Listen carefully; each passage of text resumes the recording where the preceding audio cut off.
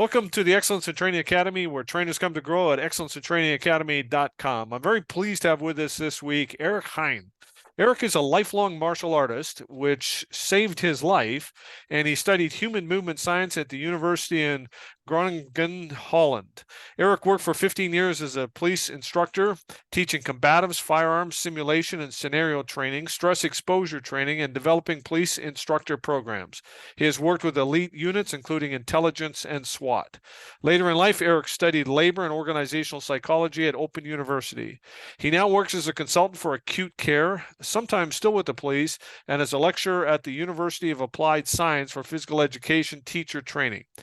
He is the author of Frontline Training, a book for first responder trainers with contributions from Bill Lewinsky, Jeff Quayle, and T3 from Polis Solutions. So, Erik, welcome to the Excellence in Training Academy.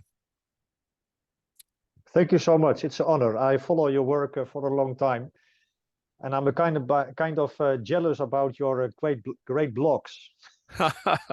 Well, I thank you, and I appreciate that. And you post a lot of great information on LinkedIn, and that's how we kind of know each other. Now, I reached out to you to see if you would be willing to have to talk about law enforcement instructor training in the Netherlands, and because my understanding is a very lengthy, very in-depth process. And then I'd like to talk a little bit as well about ecological dynamics and how you have applied that for a number of years in your training and how you are applying that.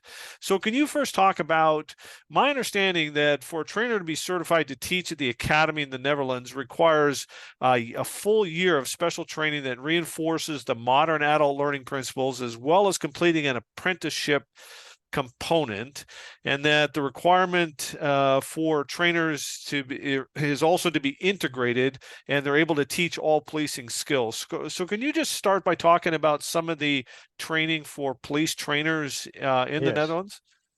Yes, I will try to do it from the bottom up. So at the first place, you can become a trainer in Holland, a police trainer. I think we don't call it a trainer, we call it a teacher. Okay. Because we not only train, we also teach, we also coach. This is a conscious decision. Excellent. So the names matter. Yeah. So you can become a police teacher from the outside. So for example, maybe you're a physical education teacher or whatever, and you can become a teacher, and then you have to, of course, you have to learn how policing works, and you get how do you call it? You get some boots on the ground, and you learn about the organization, about law enforcement. You go with the police on their duty, and so on and so on. So that's one part, and the other part is officers themselves can become teachers. So then they have the experience, of course, of law enforcement, and then they have to learn how to teach. And these groups are mixed. So you have a beautiful mix, because you have the people without experience, but with a lot of experience about teaching. And sometimes, in my case, for example, I was already a human movement scientist. I had a long background in combatives, and I joined the police academy to become a teacher. So for me, it was the goal was to know how works law enforcement. And in my time, it was beautifully, because I could go on duty, I could do almost everything. That nowadays it's a little bit less of that, but it is great. So you have the officers who become teachers, and we have the people from outside with, for example, a background in teaching mostly. Yeah. Then they come to the police academy, because we have you can only become a police teacher at a central academy. Okay. So it's a central educational program, and then you come there.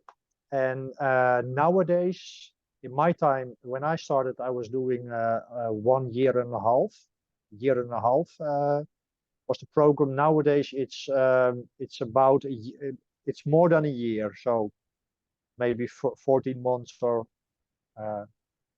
even more. And it is included. It is the direct teaching at the academy, and there is the in the agency itself.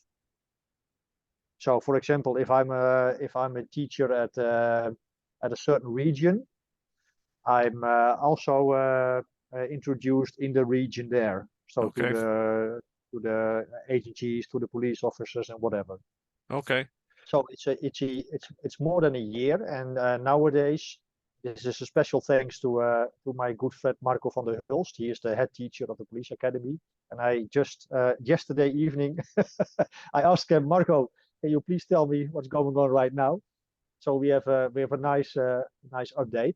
Nowadays it's seven modules, 7 courses. Okay.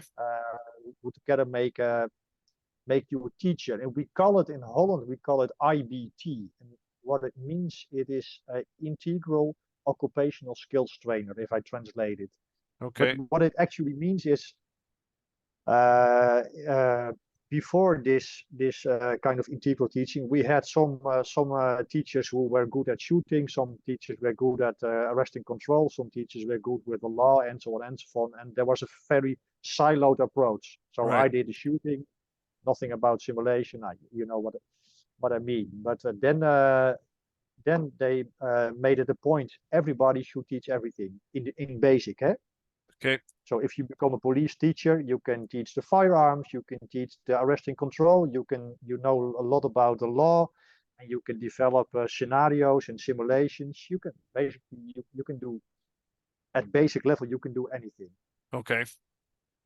So that's the groundwork. Then we have also to separate two parts, because there is the initial education for police officers. They get at the academy, so you become a teacher there. Okay. So then you get the people there, and you can build them up for 2, 3, 4 years. So you have a lot of training time. Yeah. And there is the regular officers, Right. who already work on the streets for many years. Yeah. And they have in basic, they come 4 days a year. They come to the training facility for Okay. 4 times a year. I will tell you maybe later what are you doing, and if they have a specialty, they come more. Okay. So then you become a teacher. You can do all those things. You can firearms instruction. You can do the combatives. You can do the simulations, and so on. Then the teaching program itself, it's 7 modules. It's a module about learning to know the organization, what is happening in law enforcement. There is a lot of emphasis on teaching methods, pedagogy. How do you call it? Yeah, I think like that. Pedagogy. Eh? Pedagogy. That's such Yeah. a difficult word, pedagogy. Yeah. So how to teach, including motor learning, but also very important for us is the self-determination theory of Daisy and Ryan, which is a motivational theory, and it's very applicable to trading. So you have the motor learning, but you have also the human psychology. You have the stress inoculation, stress exposure training theory. So it's a broad package of everything, and it's both theory and then applying it into to your training. Also, there is a module where you learn to assess, monitor, and test officers, of course, for their certifications and so on. And there is currently also, and also in my time, you learn to develop programs. So program design, and what you learn as a police trainer is go to the agencies and ask them what they need, and build a program around it. And what I yesterday heard from Marco is that it was also in my time, it was already starting, that they want to get out of the facility more. So now the police, everybody comes to the center, and we're doing a whole day of training. But the goal was the police have the opportunity to train every day on the street. So how would it be if you as a teacher could be on the agency and ask and coach and see what is happening and do little interventions? Because if that's possible, especially of course in combination with the centralized training, then you can train a lot. Yeah. But this is something because you have some teachers are more instructors, so they know how to but for this you need a very how do you call it? It's a very sensitive thing, of course, because if I go Right. with you on the street, then they know you are also a police trainer. Then Yeah. you have to be very very careful. It's about coaching. It's not about Right. testing. It's not about. Yeah. So You want that's to basic. you want Yeah. to be seen as a coach and a guide walking alongside them rather than Yes. somebody who's there to evaluate and test them. Yes. So and I think now I'm 52. I'm sure I can do a tremendous job if I was put in the position right now. And I was already a little bit older, so for me it was no problem. But some instructors are, for example, 25 or 27. And yeah, well, if you then go to a law enforcement officers of 40, 50 years with so much experience, then you Yes. have to be a lot of soft skills. Yes. Yeah. You have to be humble. Yes, Um, of course. yeah. So And how and long is the basic academy for new officers? How long is the basic training in Holland for new officers? So if I start my police career and I uh, start at the academy, how yeah. long is the basic training? Yes, it depends because we have many levels. Okay. So you have a 2-year program with a certain with a certain grade. How do you I'm not sure how do you call it? Like at 2 years you are lower in rank, of course, Right. than if you do it 3 years and 4 Okay. years. And if so there are a lot of you can do 2 years, 3 years, 4 years. You can Okay. even start at a level of how do you I'm not sure how you call it in America, but at a high level, at a kind of applied university level. Okay. And even you can even become do it at a university level, Okay. where you also do some practical experience, but Okay. you're going much faster and much more in depth in certain aspects. Okay. But the minimum is 2 years. Okay. Now, is that 2 years of basically in the academy, or is that 2 years and part of it's in the academy, part of it's out in the street? Yes, Is it that that combination model then? combination. Yes. Okay. So for the police trainers, so for somebody to come from outside that wants to be a police teacher, Yes. and they're not currently a police officer, are there certain educational requirements that they need? Do they need to come with a degree in physical education or an education degree, or can they come Yes. from any field, or is there certain No. specific fields? Yes. Mostly they have to have a degree in physical education. Okay. And And yes, for police officers that want to become a police teacher, is there a minimum number of years service? So do you have to have been a police officer for 3 years or 5 years or however many years before you can enter into the training to become a police teacher? I don't think it's that strict, but when I was a teacher, I was with the assessment of police officers. We want to become a trainer, and then I think 5 years or more is mostly, and then it also depends upon what kind of experience. Is it a broad experience or a very narrow experience? Right. But what we wanted to make sure already at that time, and this is also in the research of Mario Staller, we wanted to get away from the hiring of, how do you say it, specific experience. Okay. Like, oh, that guy is Right. so good at shooting, or he's so good because then you get a guru thing. Right. We wanted them to become teachers, and sometimes it's difficult because if they think they are very good, maybe they are very good. Eh? For Yeah. example, they come from a SWAT team and they have a black belt Brazilian jiu-jitsu, whatever. But you don't want them to do their own thing. You want them to Yes. to let the officers shine. So this is a very important thing. Yeah, and that becomes a big piece that we need to have people think differently about being a teacher, that instead of them Yes, being the expert and just telling, yes, that they're more of that guide and that coach. So yes, is that would seem to me that if you can get somebody with more broad experience, then that might be easier for them to accept that. Is that something yeah. you've seen? Yeah, if I'm reflecting right now on that time, I think we sought a kind of combination between enthusiasm for training. So we a lot Right, of time we asked also from, do you teach in something? For example, soccer, I don't care, basketball, whatever, but right.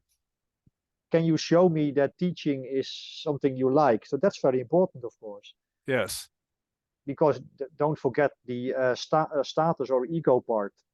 yes, To become a police trainer, like so are you enthusiastic about teaching? Show us that you like to teach, or even to lead officers into other domains, and then in combination with the enthusiasm, with a kind of humbleness.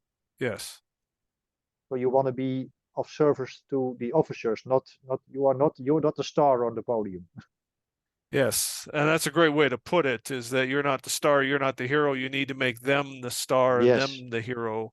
yeah, And that's an interesting point that you make, because the question I always ask to trainers and to commanders of training units is, do you select the people that are the most skilled, or do you select the people that are going to be the best trainers? Now, sometimes you're lucky enough yeah. to get both in the same person, but not always. And the analogy that I No, use is, it's very rare for us to see somebody in sports that's in a Hall of Fame as both a player and a coach.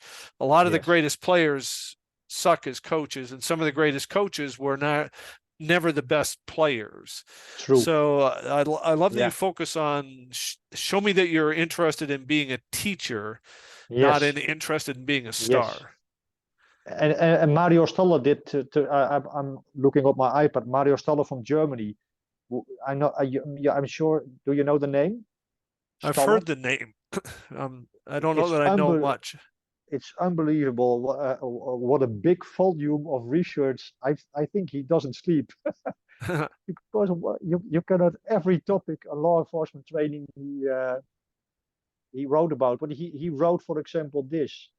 Um, Decisions with the how dimension of police training are less the result of professional trainer education than an uncontrolled effect of socialization.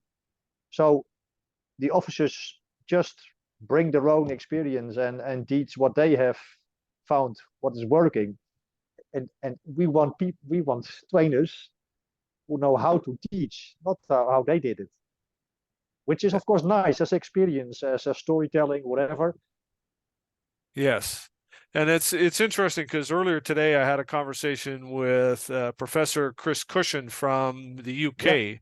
yeah, Um, and that was part of that conversation as well, is that we tend to teach based on how we were taught, how we've always done yeah, it. And, this is how it was done when I was in the academy, and look how good I am. So it must be a great way to teach. And so as a result, we're very resistant to new teaching, yeah, new training. So yeah, that program that when you went through was 18 months and now is about 14 months to become a police teacher. Is that yeah. full time? Is that 14 months full time that you're in class and also teaching during that? Yeah, so you are in class at the police academy, but also on your own agency. So, Okay. for example, I work in a because the training department, the training facilities are spread throughout Holland, Okay. and it's you cannot compare it to the United States. So there are in Holland there are training facilities, and for example, if I live in the north of Holland, there's a training facility there for the officers they come to the training center. And there is the trainer staff. So you are there for a time and you are at the central academy. It was in my time, it was very centralized. Everybody went to a certain place. Okay. But now it is a little bit more flexible so that you can learn more at the workplace. But I talked yesterday to one of the teachers of the central program design, and it's difficult the learning on the workplace part because you know, if you do it on workplace, everything is going on around you, and Yes. sometimes there is no time and no attention for learning. Yes. Yeah, there's too many other competing demands when you're out in the Competing demands, workplace. exactly. Yeah. Yeah. Now, is there an apprenticeship after that 14 months, or is that included in the 14 months, or how does that work? So at the end of that 14 months, do I then get certified as a police trainer, or do I then work as an assistant trainer for a period of time, or how does that piece work? Yeah, mostly you are coupled to a more experienced teacher, and then gradually you do a little bit more by yourself. So first, of course, yeah, your own education. In the teacher program, of course, you can teach each other on the shooting range or whatever you are, and then for real, you get some small training time, and gradually it builds up till you are doing it completely yourself. So it's a kind of gradually do more by yourself, and there is some experienced teacher with you. And so, is the philosophy with becoming a teacher in all aspects of police training that now I can jump in and help you in any class? I also, when I'm doing firearms, I can reference the legal issues and also control tactics, and that there's more of a Yes, link now. So all of these things are interconnected during the training. yes, exactly, because otherwise you are just doing some skills in isolation, and it fits perfectly in the ecological approach, but because we don't want to have silo and block trading, Right. we want to have it all connected. And Yes. sometimes, of course, you practice some, for example, live fire skills.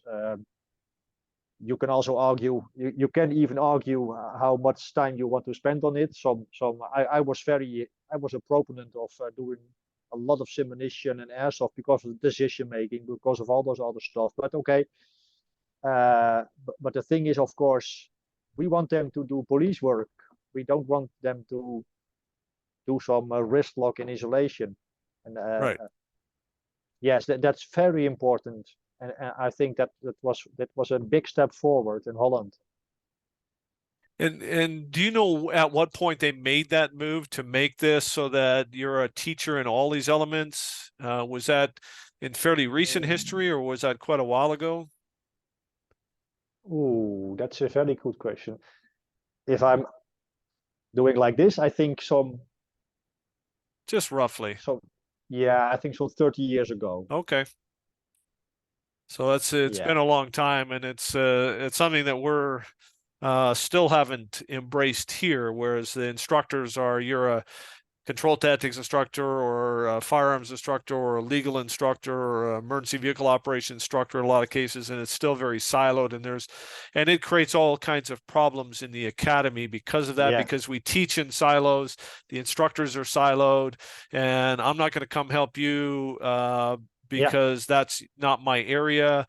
And in this scenario, you're saying, well, we're not going to talk about the legal stuff because that's not my area. And it seems to create a lot of problems. Have you seen then that it helps to develop more well-rounded police officers as well Yes. when these things are all interconnected? Yes, especially in the regular training. So like the police officers who already work on the street will come Right, 4 times a year to the facility or more if they have a specialty. This is a tremendous impact because and we spend also a lot of time in scenario simulation training. And so you have to, maybe you're not an expert. Somebody is better in the law and the rules than another, but you cannot say I'm doing only the combatives. That's right, stupid. And the officers are also educated because they ask those questions. They just ask me from well, can I use that tactic or technique? What are the rules? What are the rules of engagement, or and so on and so on. yes, With the initial training on the police academy, I think it's a little bit more difficult. Uh, now I'm talking about a little bit in the promotion of the of the police trainer, because the police teacher there, who's also doing the shooting and the combatives, and also he is all rounded, but there are still classes from, for example, how do you call it, a jurist, somebody who's Right. teaching only the law. Yeah. So you might have somebody who has a deep subject matter expertise that you're going to Yes, bring in more, to help yes, assist in one area. Yeah. yeah, and there it's a challenge. Last year I did some training with those subject matter experts who were not teaching the other stuff like the combatives and the, like the law, the use of force training. And for them, it was also a tremendous opportunity because they only have the papers and the books, and they are in a Right. classroom and whatever. But now we had them coupled on with the guns and whatever, and you have to decide and think on the feet. Yes. So there is a lot of effort made to integrate because, yeah, well, as Bill Lewinsky and others also have stated, there are police officers. They do police work. They don't do siloed. Yeah. Yeah.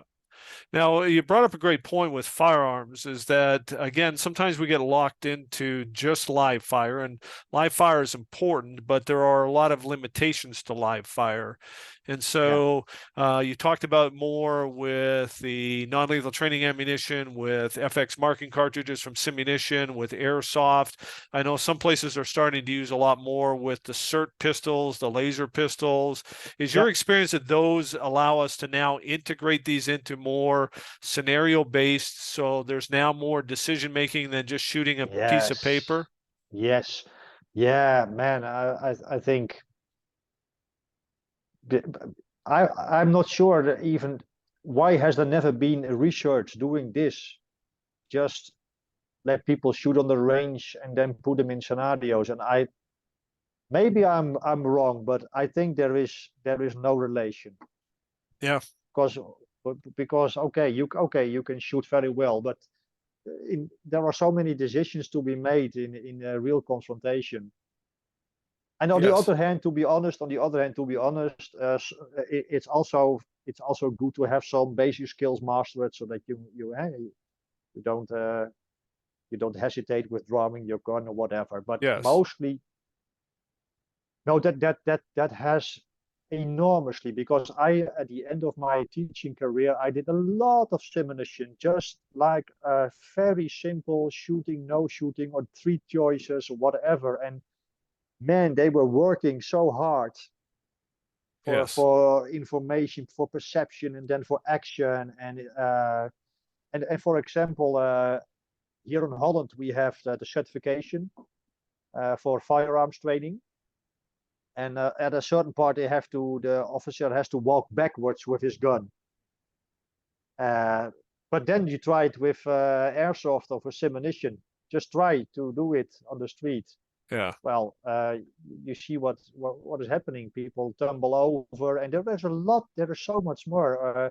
A single hand, sometimes the opponent is very close. Now, I don't have to tell you like this, but yeah, there's so many opportunities that I think we're missing. And I know, talking to a gentleman, Todd Fossey, recently, who does a lot of training for civilians, but also trains law enforcement in the military. And they do an awful lot of their stuff with the SIRT pistols, so that now you can see my face and you can see the body motions, and I'm not having to wear all of this protective equipment. And now we're learning to pick up on all of those cues from another human being and having to make decisions and move and be in realistic environments that we have to limit for safety reasons when we go live fire. So I think we're missing a lot of those opportunities. But the strange thing is, I already knew this from my martial arts training, because when I was training karate and later I trained kickboxing, there was no relation between I could do the most beautiful punches for the in front of the mirror or on the punching bag, but suddenly you have an opponent before you who moves and does all his moves, and so there's a place for everything, of course, but Yeah, and I think there's certainly within the martial arts community, there's more people moving towards the ecological dynamics approach. Yeah. I interviewed Scott Severide, who runs a mixed martial arts gym in Milwaukee that's gone completely all in on the ecological dynamics, and Greg Souders, who's a Brazilian Jiu-Jitsu practitioner, who's gone all Yeah. in on the ecological dynamics because they discovered exactly what you did. We can drill these people and all of these isolated things, but then you put them in a real fight and You have you no don't clue. see any of that. No, no. And this was also the strange, this for me as a young man, this was a big frustration because I studied kickboxing, and then in 1993 the UFC came along, and I did judo and wrestling to to develop my skills. But there was I learned all those techniques, but then I was rolling with somebody, and I had no clue what was going on. And but also here in physical education, you have also the game approach, which Okay, is a and for example, internationally, you have teaching games for understanding. It's a big movement. right. Teaching games for understanding is also very interesting for law enforcement. There they start with doing a modified game. You can also do it in police. Do a modified scenario, Yep, and the first thing people have to learn is to know what is going on, and what are the options, what is important now to yep, acronym. And only after that you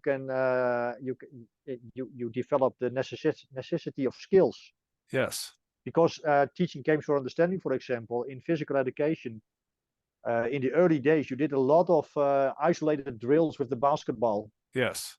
and then you did a 50 minutes of isolation training and layups and whatever, and then 10 minutes of game. But the children, they did not like it, they wanted to No, play. So if you turn it around and you say, okay, just play a little modified game, and oh, hey, I see what's happening. It's not you're not scoring. What can we do about it? So yeah, that's a much more activated. yeah, and I think if you take that games-based approach and then look at Yeah. what Chris Cushion was talking about with scenario-based training, because we tend to think about scenarios as these big, massive events Ah. rather than small slices of the game, Yes. right? That you can put them in these and they can learn the skills of problem solving and critical Yes. thinking and decision making, which are some of the most critical skills out in the field, but Yeah. we tend not to train them or teach them, at least here in North America. So, No. that's why I like that comprehensive approach. And the more we can put Yes. them in there and have them experience this and have them have to make decisions along the Yes. way, and Yes. then they can develop some of the physical problem solving skills as they move through that, Yeah. rather than focusing on perfect technique. Now, you mentioned ecological dynamics. Can you talk about, because that's something that you've been in practicing and utilizing for quite a while. So can you talk about Yes. how that's woven into the police training and some of the training that you do now with acute care from that ecological dynamics and that nonlinear pedagogical approach to training, which is very different from the very linear way that we tend to do it here? Yeah. Yes, but I'm not sure. Your audience knows what it is, the ecological approach, or do we have Yeah, so they've had the opportunity at least to listen to a couple of interviews that I've done with Rob Gray Yeah. from Arizona State, a Yes. couple of interviews, an interview I did with Todd Mishka from Emergence, Yeah. who applies the ecological dynamics approach with NFL players. Um, and so I've interviewed a number of people, Scott Severite, who's applying it in mixed martial arts, Greg Souders, who's applying it in Brazilian Jiu-Jitsu. So the audience has had the opportunity to be exposed to that ecological dynamics framework to understand that it's that, training with the performer, the task, and the environment all Yeah. interwoven into one, and focusing on that perception action coupling. So Yes. Well, I'm not sure. This is this is the best description. Yes. So for me, it was. I always felt that this was true. The ecological approach. That is that behavior emerges from the interaction with the environment. As a martial artist, I already knew that the context is so important. Every change in the context leads to different behavior, And here I was with my ideal technique, pushing through but you have to adapt. And for example, my hero at the time was Hickson Crazy, and he adapted so fluently in all those situations. And I had many of these teachers, and also the police officers I knew. They were adaptable. They produced the same solution in different ways. Right. They came to the correct solution, but in different ways. So for me, it was a no-brainer that this should be the way to go. And yeah, what you say, we want to develop problem solvers, and by manipulating those constraints. So I mean, you can do it on every level, and with police training, I did it even with the most basic drills, just to for example, to limit some constraints. For example, we have to arrest the subject. Well, what are the task constraints? Well, we have to arrest him. These are the legal rules. And then you have the environmental constraints: play with light and dark, play with space and no space, play with building and outside, with running or static, whatever, and plays, of course, with the environmental and the individual constraints. So big, small, or even the manipulating the officer himself. Maybe your arm is injured, or you don't have to, you cannot do this or that.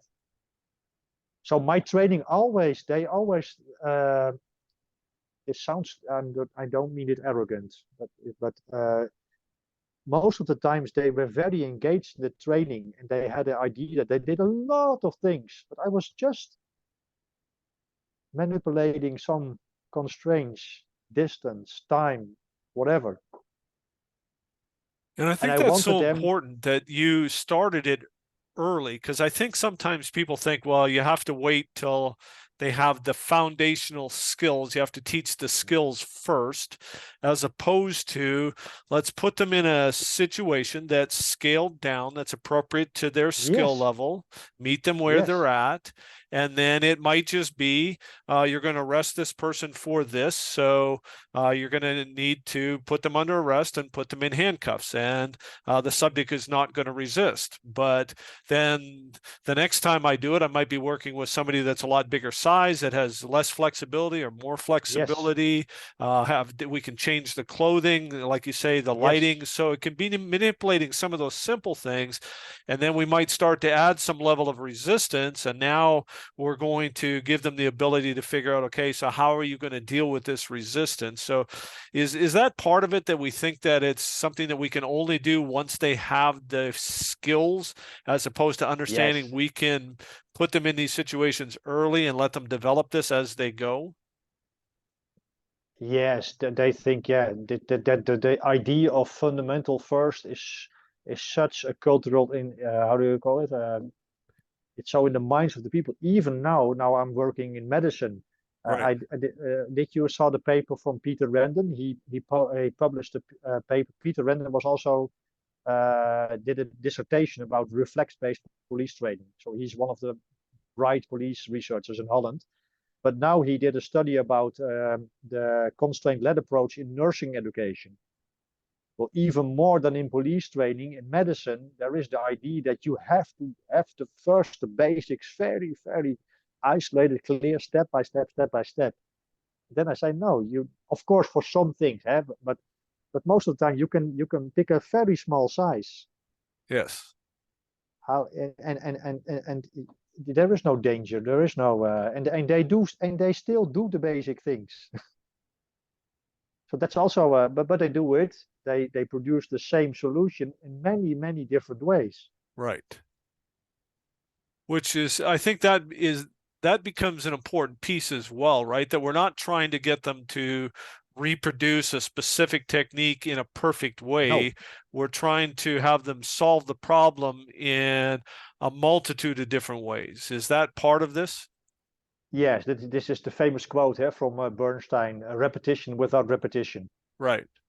So where before it was repetition after repetition, yes. So we skill drill, skill drill, skill drill.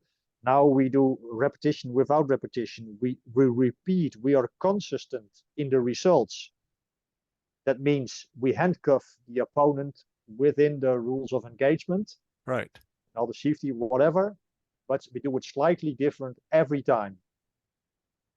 And I wonder, I'm not very knowledgeable in the schema theory of Smith, but I think there the variation part was also a very big part of just making rich motor schemes and Right. just Yeah, a lot of the variation very important. variability, Yeah. and I know Joan Vickers a Yeah. long time ago was talking about the Yeah. importance of random and variable practice and the Yes. delayed feedback and a lot of these other Yes. principles and concepts.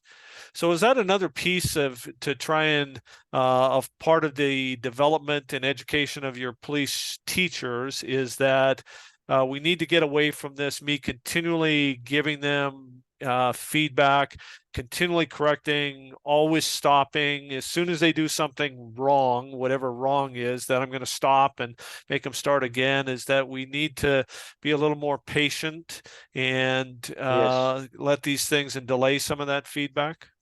Yes. I immediately think about the beautiful things Ken Murray wrote about this in one of his books, Right. when to stop a scenario, whatever. But Yeah. it's true. But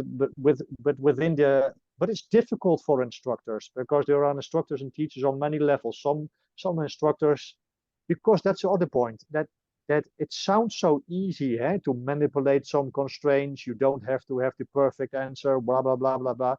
But in reality, you have to know a lot, because you have in a certain way you have to assess if what is going on has some validity in on all levels, and you manipulate the constraints consciously to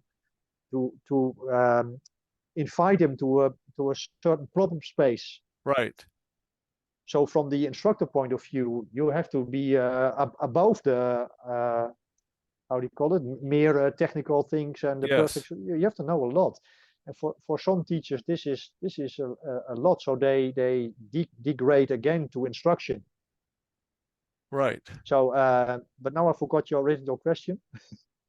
Well, and again, it was just around some of that decision making and delaying Yeah, feedback. And it seems that yeah, another important part of this that's hard for some trainers to make that transition is to yes, realize that it's okay for people to struggle, and yes, that we need to avoid confusing performance in training with actual learning and retention. yes, So is that the yes, lure true. to go back and teach in the blocked and siloed way? Is that everybody's going to look good on the at the end of Yeah, this, but the reality is that there's very little retention? yeah. So that's a challenge for most instructors. And you know the knife study of Mario Staller. He did a knife study with nonlinear pedagogy. Right. Yeah. And yeah, you know the study, So yeah. talk So talk a little bit about that for people that haven't looked at that paper.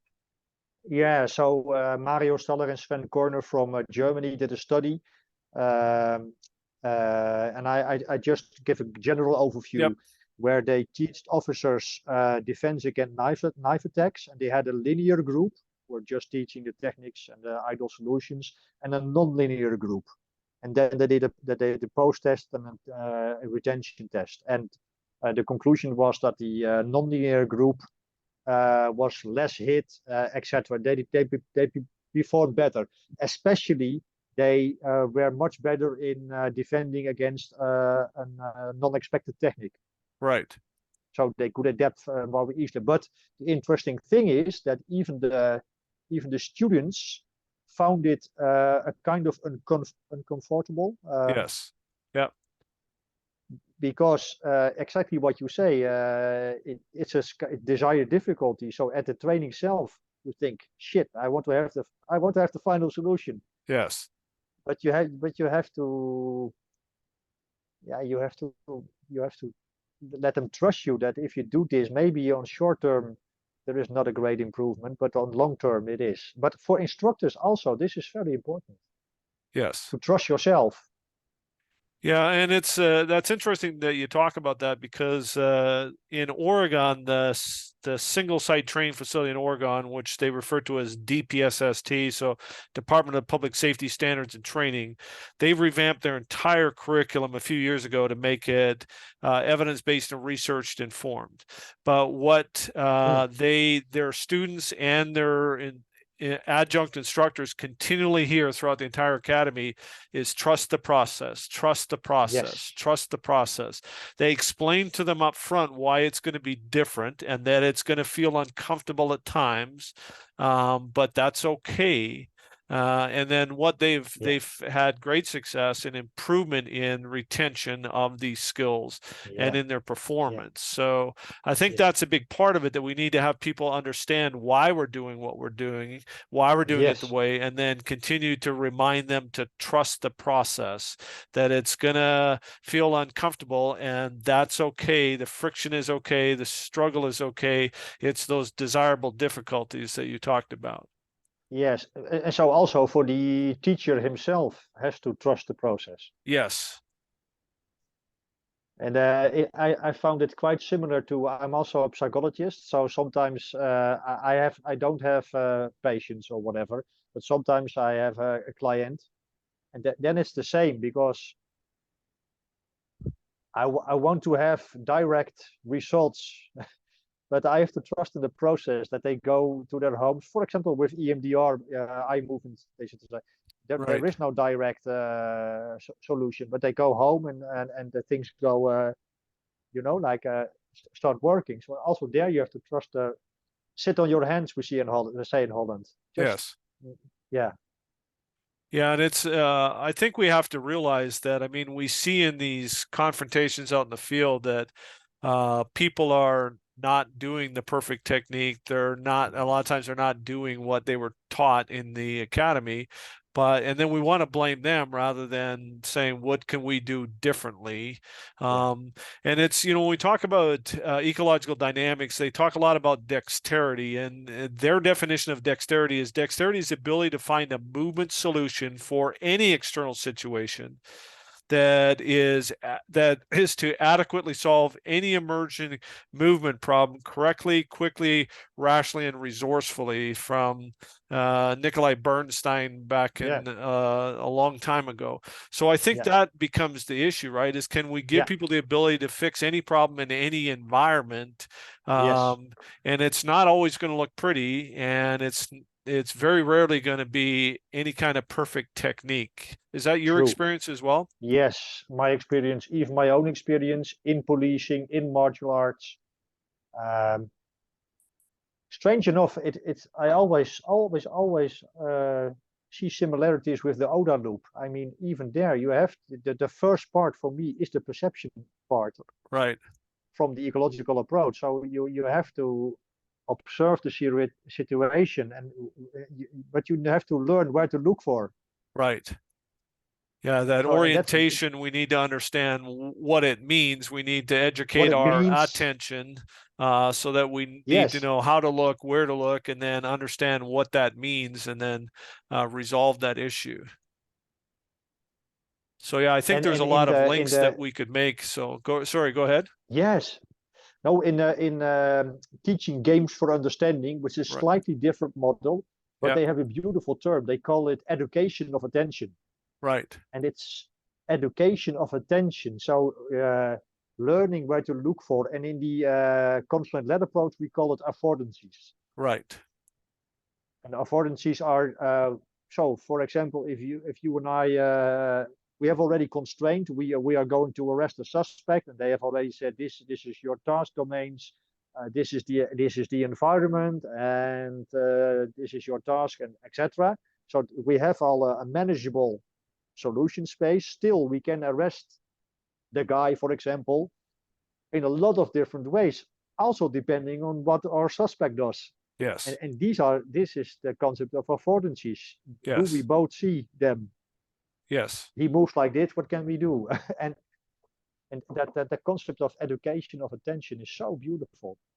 You see yeah, it with games. We play games at the University of Applied Sciences, and when a beginner does, for example, a ball game, they don't see their colleagues who are free in the field. They don't see the opportunities, so they don't see the more expertise you get, you see all those things. Yes. So yeah, that's. But that expertise comes from the experience of being in that environment, attempting to do the task, right? And if Yes. I always train in with a fully compliant partner in complete isolation, working on perfect technique, then I don't need to learn to educate my attention to understand what affordances are going to be, opportunities for action True. are going to be available in the field.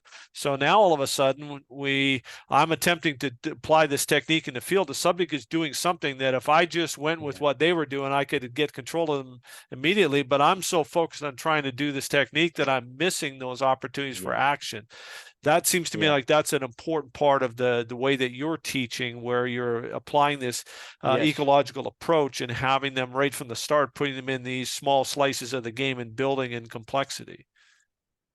Yes, and related to that, I also heard Rob Gray talking about it, and I totally agree with this. That is also that the game is not the best teacher, because Right. now we can think like, oh, wait, we do high fidelity, 100% high fidelity simulations, big simulations, everything on every level is real. But and also from research we know, I have the research, but I'm not sure from where. But that experience is not the same as expertise. Right. You can work 30 years on the street and still doing things very wrong. Tony Blauer has a beautiful quote about it. You can become very good in a very bad thing. Yes. And so that's where training kicks in. And then in the CLA approach, of course, we have representative training design, which is a beautiful concept. Yes. So don't try to. That's my problem with the term reality based. I love the book from Crail and Wallard. I love the Right. book, and he was kind enough to write also in my book. But reality based. Sometimes people think, oh, we have to be totally real. Well, if I compare it to my kickboxing career, of course I'm not doing 6 days in the ring, full out. And Rob Gray makes a beautiful point about that also. That what you must do is to keep real information alive.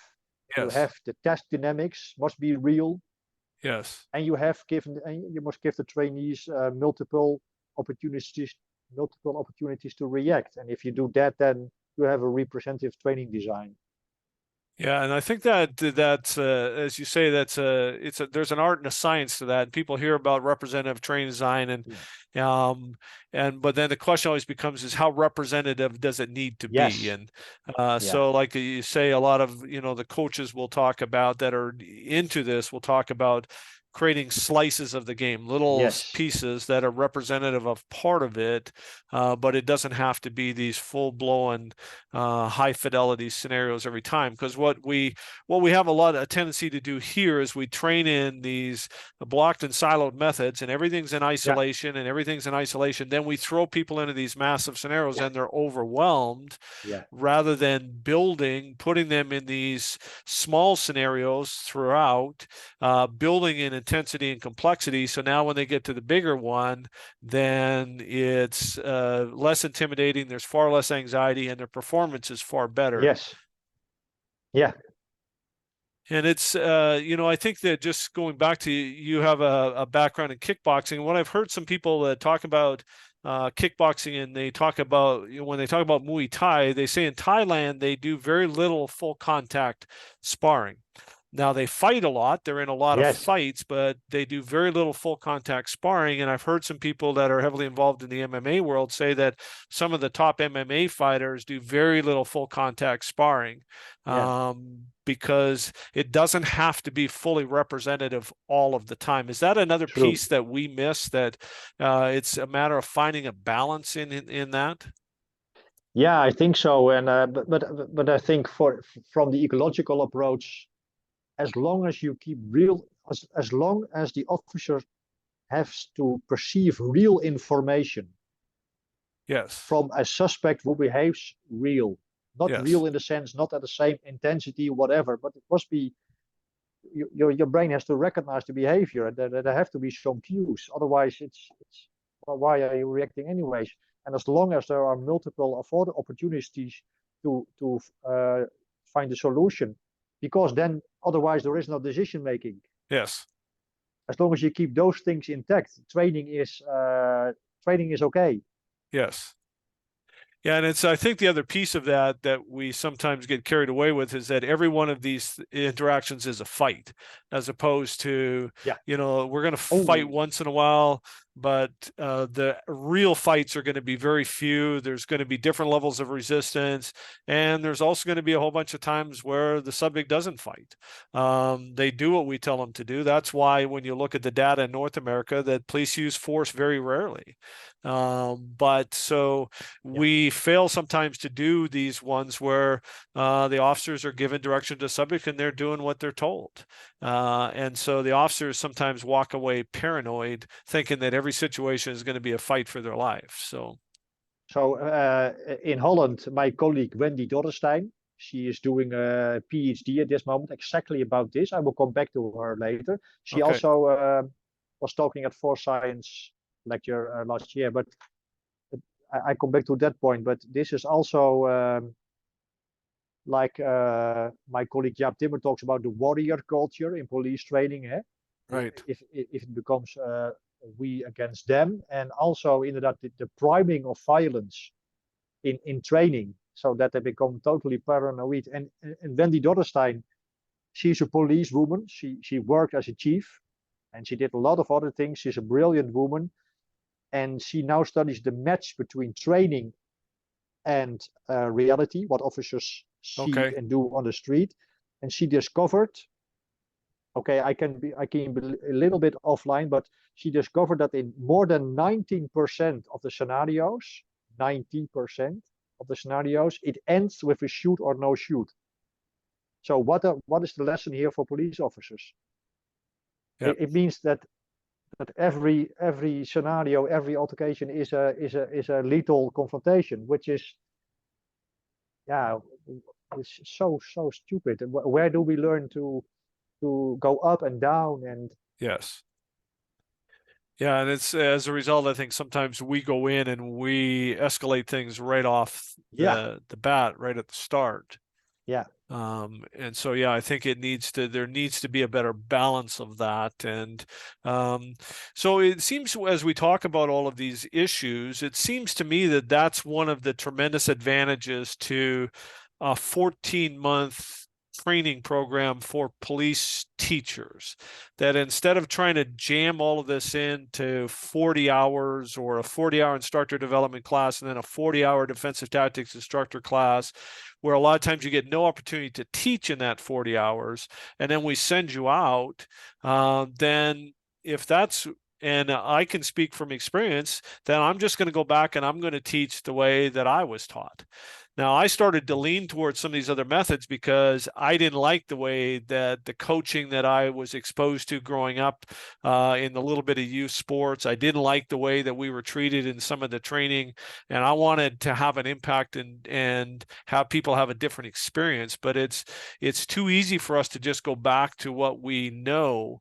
Yes. So is that one of the tremendous benefits that you've seen with this very long training development process for police teachers, is that you can give them a deep understanding, plus they get a lot of experience, a lot of exposure, and then now they understand not only what to teach and why to teach it, but how to do it effectively?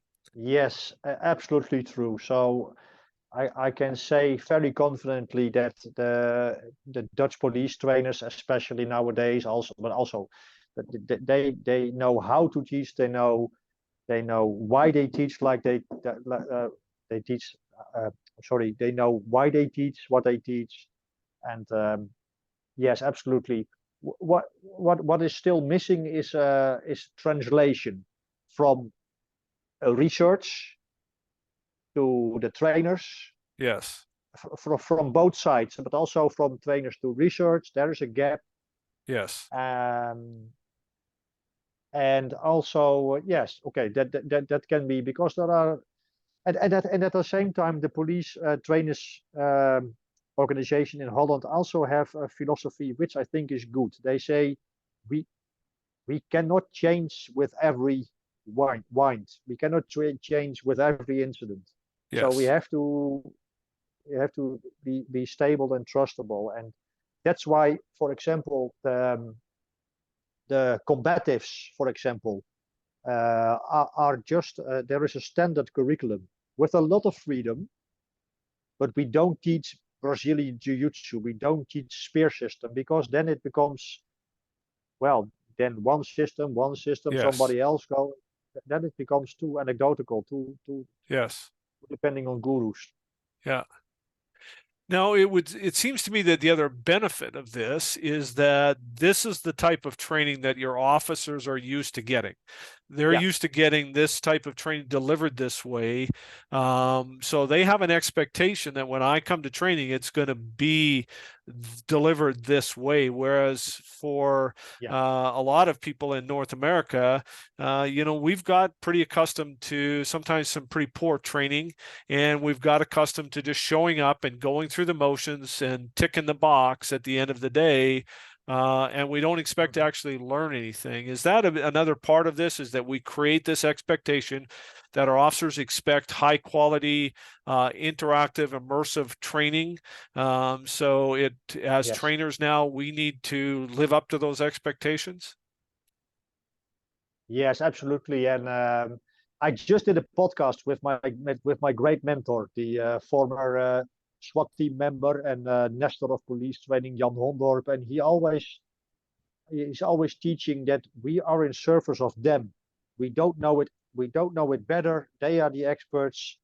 And so from that humbleness, because it's very important, but because sometimes police officers, especially if you are not skilled or you know, sometimes it's how do you call it? They come with a lot of arousal and stress Yes. to the not only for the testing but also from the group dynamic, and you have to perform in, in front of your colleagues, which is also a point I think teachers have to be very aware of Yes. and being sensitive for all that kind of pressures. But um, if you if you just walk if you walk together, we walk shoulder on shoulder, Yes. and I'm at his or her surface, and there is no hierarchy, and okay, we have the testing. I mean, yeah, that's what it is, and they are a little bit dependent upon the teacher staff, but we have made a tremendous change in that part, that they come to us and don't, because in Holland we wear red shirts. The trainers wear red shirts, and it's Yeah. a kind of brigade on themselves, and sometimes officers are intimidated. Yes.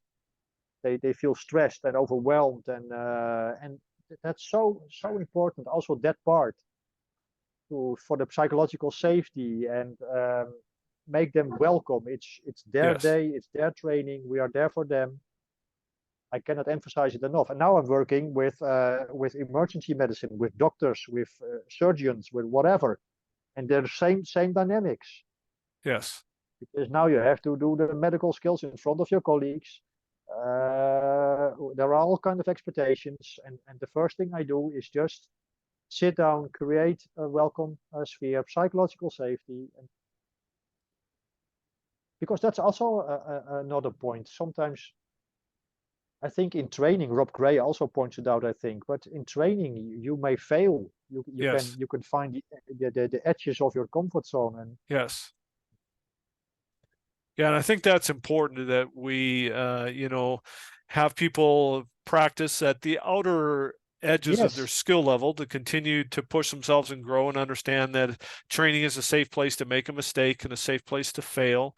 yes, And again, that psychological safety is so important that people yes, feel, because I know people that come out of basic training and they're intimidated to go to in-service training or to go to any training because they were embarrassed and belittled and demeaned in the basic training. And the last place they want to go is training because they're absolutely afraid of being set up for failure and being embarrassed in front of their peers. Because I think that's our biggest anxiety issue, is being embarrassed in front of our peers. Yes. Yes. Yeah. Exactly. Yeah. Exactly.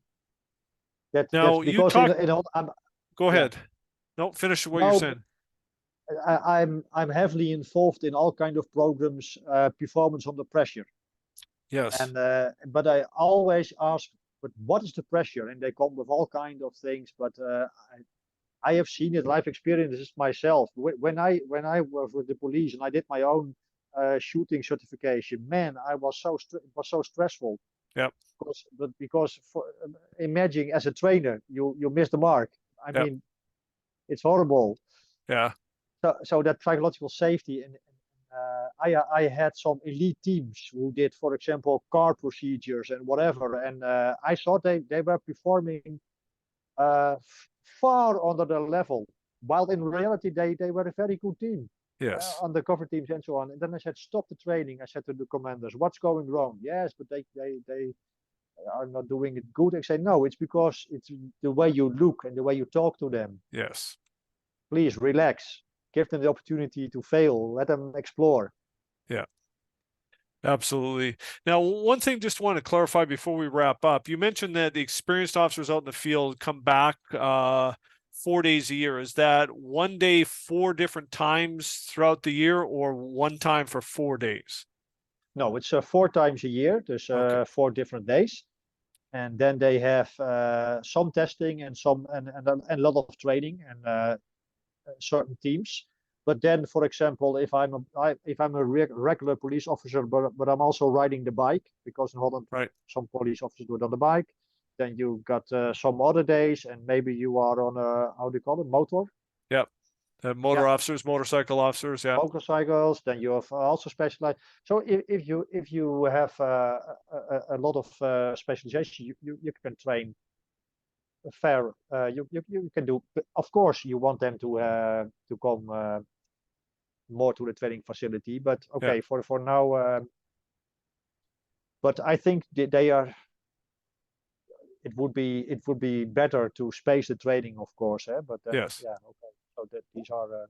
Well, again, in North America, they would come once a year for 4 consecutive days rather than coming 4 times a year. So, I mean, you've taken it 4 times and spaced it out, which is Yeah, that's already, a yeah. great start. And there's a lot of, as much as we'd like to space it more than that, there's a bunch of logistics with that. So, But I think the real win also, when I was a trainer at the police, we had our own district to coach. So I went okay. to the police officer, to the agency. Yeah. I was their consultant. I went with them on their duty, and we just talked. I didn't.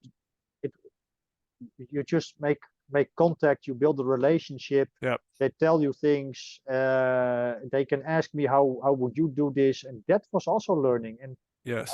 they are still doing this, and that's also very important. It's not Yes. only those 4 days, but also the rest of your involvement.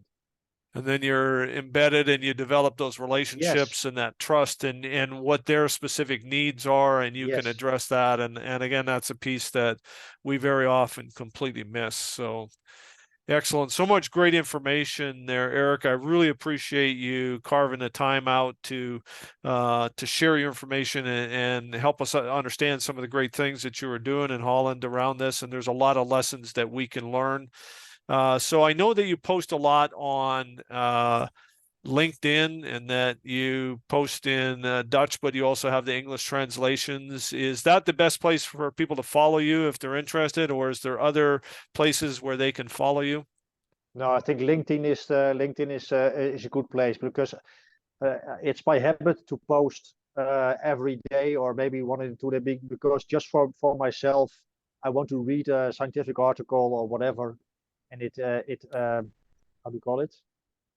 It serves me to write a short blog about it, Right. so that I can memorize it myself, and it's mostly of use. And what I find very very valuable is that we can learn so much from the crossovers.